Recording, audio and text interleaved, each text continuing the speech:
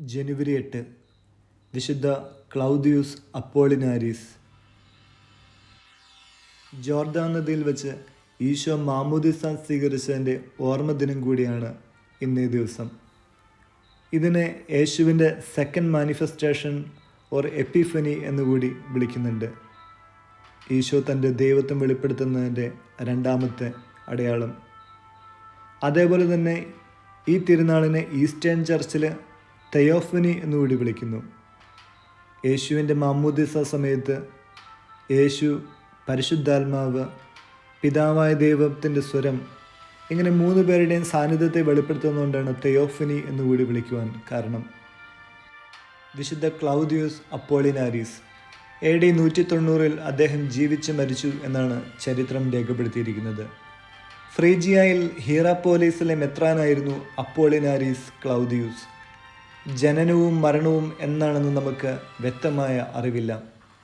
2-ാം നൂറ്റാണ്ടിലാണ് ജീവിച്ചിരുന്നതെന്ന് നമുക്ക് അനുമാനിക്കാം. സമകാലിക പാഷണ്ഡികളോട് വീറോടെ പോരാടിയ ഒരു പ്രബോധകനാണ് അപ്പോളിനാരീസ്.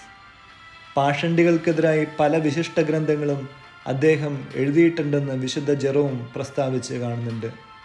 ഓരോ പാഷണ്ഡതയും ഏത് തത്വസംഹിതയിൽ നിന്ന് ഉത്ഭൂതമായതാണെന്ന് അദ്ദേഹം വിശദീകരിച്ചിരിക്കുന്നു.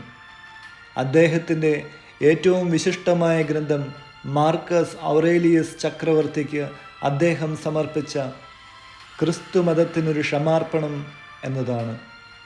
ക്രിസ്ത്യാനികളുടെ പ്രാർത്ഥന വഴി ക്വാദികളുടെ മേൽ ചക്രവർത്തിക്ക് ലഭിച്ച വിജയത്തിന് ശേഷമാണ് ഈ ഗ്രന്ഥം അദ്ദേഹം എഴുതിയത്. പ്രസ്തുത വിജയത്തിൽ ക്രിസ്ത്യാനികളുടെ പ്രാർത്ഥനയ്ക്കുള്ള സ്ഥാനം അനുസ്മരിച്ചുകൊണ്ട് മതപീഡനം നിർത്തുവാൻ ചക്രവർത്തിയോട് അദ്ദേഹം അഭ്യർത്ഥിച്ചു.